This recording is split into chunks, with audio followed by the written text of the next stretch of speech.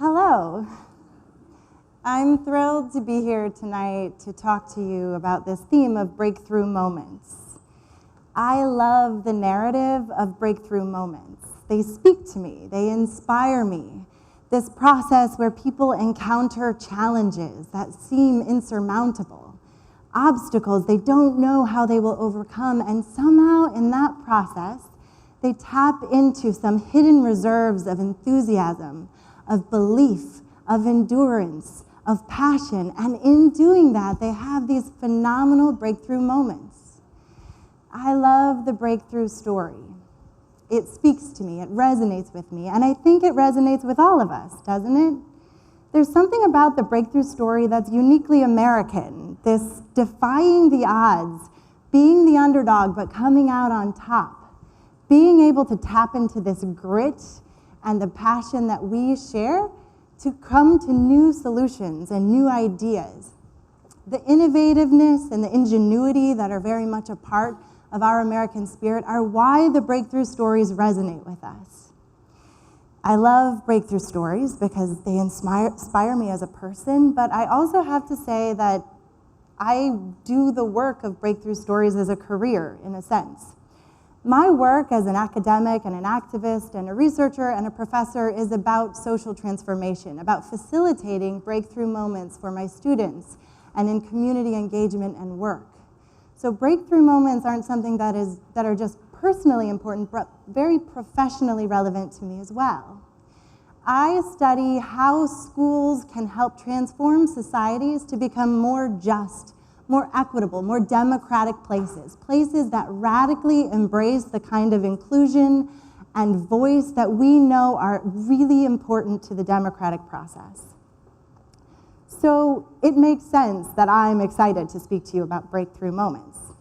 And what I could lead with, what it would make sense to lead with, is to begin to tell you about how I have created a school that's really intended to cultivate these breakthrough moments, to free learners to tap into their own innovation and ingenuity to facilitate those breakthrough processes as a part of learning and transformation.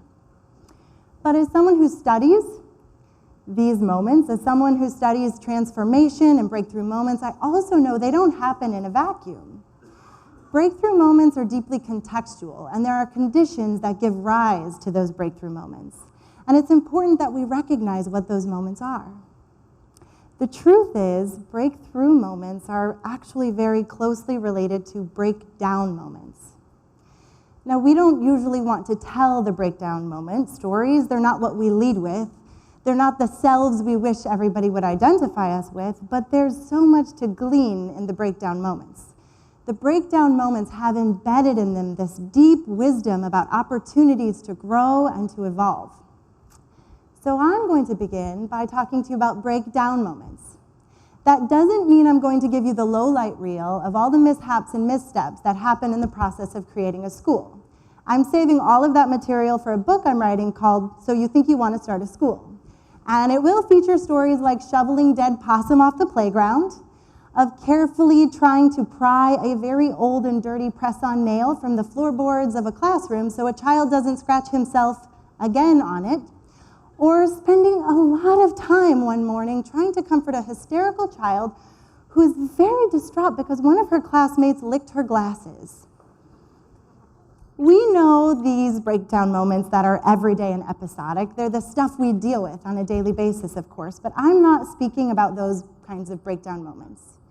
I'm speaking about the kinds of breakdown moments that shake us to our core, that profoundly reconfigure our understandings of the world, the kind of breakdown moments where there is a collapse of what we used to know and believe, and in its place, nothing.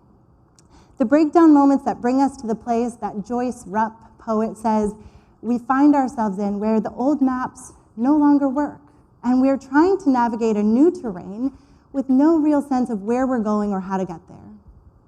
Those breakdown moments are profound and sacred if we can learn to trust them.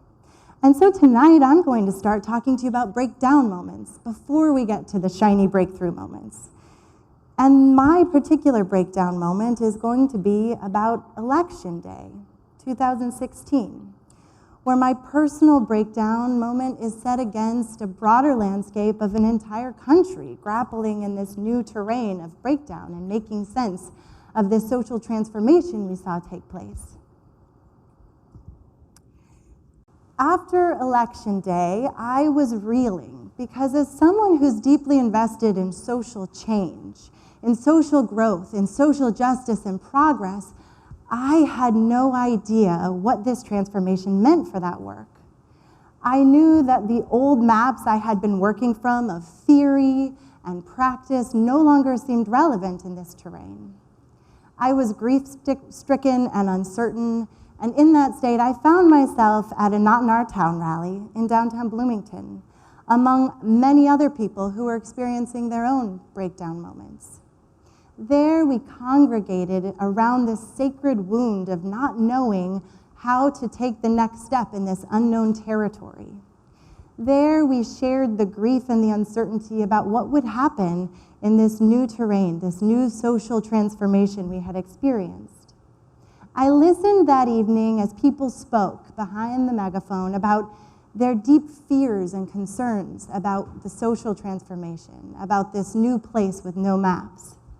They spoke of feeling exiled from the communities they had been a part of. They spoke of a deep uncertainty about their place of belonging in our society.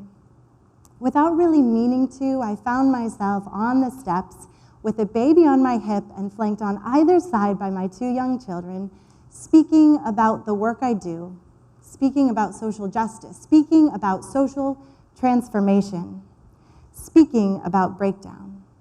I didn't have answers, and the professor in me is deeply uncomfortable with that place. But I spoke about the recognition that there together that night, it was our responsibility to devise a new map that would help navigate us through this space. And at the end of the conversation, I shared a little bit about what I believe to be true, which is that learning is the vehicle for progress and transformation. That learning is the way we get to the place and the people and the society we hope to be and become. After that night, I began to participate in more of these experiences where communities of belonging were growing up alongside these feelings of disjuncture, of being exiled from other communities, and there was a kind of deep belonging that was growing in those spaces. I went to marches and protests and used my voice on behalf of those who had felt voiceless in the wake of this moment. I used my feet to march in places where others were not allowed to tread. And the extraordinary thing about really claiming and sinking into the breakdown moments, although they are scary and isolating, is that profound transformative things happen in that place. Communities and tribes grow up within those breakdown moments, and that's what I found. A group of people deeply invested in insisting on our shared democratic life, that whomever you are, you belong here. We belong to you, and you belong to us. In that time of participating in this breakdown belonging exercise that was bewildering and confusing, I connected with this phenomenal tribe of women who would come to help me articulate the vision for Bloom Community School. These were women who were activists and allies. They were mothers and they were professionals, and together we started talking about how we could reinvent and resuscitate the promise of schooling to transform society, how classrooms could come to nourish communities. We started talking, and the conversations went on over weeks and months and then spilled out into the community. They involved public forums and public launch parties, but more than that, it was kitchen table conversations. And even more than that, it was dozens and dozens and dozens of cups of coffees with community leaders and community organizers trying to understand what at this moment does our community need to insist on a kind of radical belonging and participation that could heal the rifts that we had experienced so profoundly in the wake of the election. I was very well caffeinated between January and May of 2017. But in that time, what crystallized for us was a vision for Bloom Community School. Right there in the middle of the name, community. The focal point and the gravitational pull for this vision of how we can do the transformative work of schooling was community. It was this belonging. Parker Palmer says that community is not something we can manufacture. Community can't be produced. Community is a gift we receive. What we were learning to do in this space of Bloom Community School was to open our doors to the community so we could receive the generous gifts of all of the people here, and then extend the gifts of our families and our learners back out into the community. Now, the radical proposition that students belong to their learning means you actually have to change the nature of learning. Rather than being a top-down, standardized, conformist curriculum, we had to create a grassroots, student-driven, inquiry-based curriculum, where students became the architects of their own learning, where they helped to facilitate the questions that would eventually guide the inquiry and study that would help them acquire the necessary skills to become highly educated and deeply involved community members. It also meant that this learning had to be put into action in the service of something bigger than learning for learning's sake. It had to be connected to the community. This often looked like project-based learning, where students were engaging in projects and mobilizing their knowledge in ways that would help them nourish and enrich the community of learners in the classroom and the broader community of Bloomington Normal. In our first 6 months of launching Bloom Community School, we have been profoundly moved by the enormously generous outpouring of community support. People who have no reason to care about us have cared deeply about us. They've shown up on our behalf. They've shoveled and raked for us. They've delivered plants. They've put nails into our foundations of our buildings. They have served us in so many ways, but we are particularly grateful for the way they have created a really enriching educational experience for our students. We've had local artists and musicians, business people and politicians, gardeners and chefs come to our school and share that generous spirit of the community in the learning process of our students. When you are on the receiving end of that kind of radical, ostentatious generosity, it's very hard not to feel inspired to give back.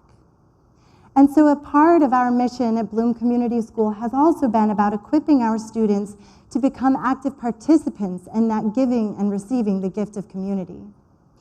When, for example, other schools are celebrating Thanksgiving by sharing a meal, our students were having a food drive so they could stock a local food pantry. There's something radically transformative about insisting upon your own belonging in a community, in knowing that generosity is right there for you to access and that anything you have to offer is so wildly appreciated by the recipients. Now, here's the thing about breakdowns and breakthroughs. Here's the thing about social transformation. The breakthrough moments are phenomenal. They're galvanizing. We need to hang on to those moments for the energy that they give to us. But the reality is it's the breakdown moment that catalyzes the process of transformation. And it's a long process. It's an arduous process. It looks a lot less like balloons and confetti and a lot more like mopping on your hands and knees, like painting walls, occasionally scooping up a dead possum. Sometimes it's about intentionally and consistently nourishing the community relationships that you know are so important to you. One of the parents of Bloom Community School recently said, "Something magical is happening inside those classrooms, and not only in my son, but in all of our children. They are learning independence, responsibility, accountability, cooperation, and collaboration. They learn it in their projects, their field trips, and most importantly, on the playground. Bloom Community School is a success because we all care so much about what we are growing and creating here in this community. My son wakes up every morning, excited to go to class, and returns home every afternoon, happy and healthy. Our children are changing in new and positive ways, and I hope this continues for years to come." Bloom Community School is still in its infancy. We hope it continues for years to come, too. But we know that if it does, it will only be because we continue to embrace those moments of breakdown, that we recognize that within them, if we press our ears closely to it, are the instructions for the next step, for the new path, that actually the breakdown moments themselves contain in them the new map to help us navigate the terrain that's ahead. Tonight, the breakdown moments and the breakthrough moments are something we must understand to claim for our own. They belong to us, and we belong to them. And when we start from that recognition that belonging is the space from which transformation can happen, then we can do truly remarkable things. Thank you.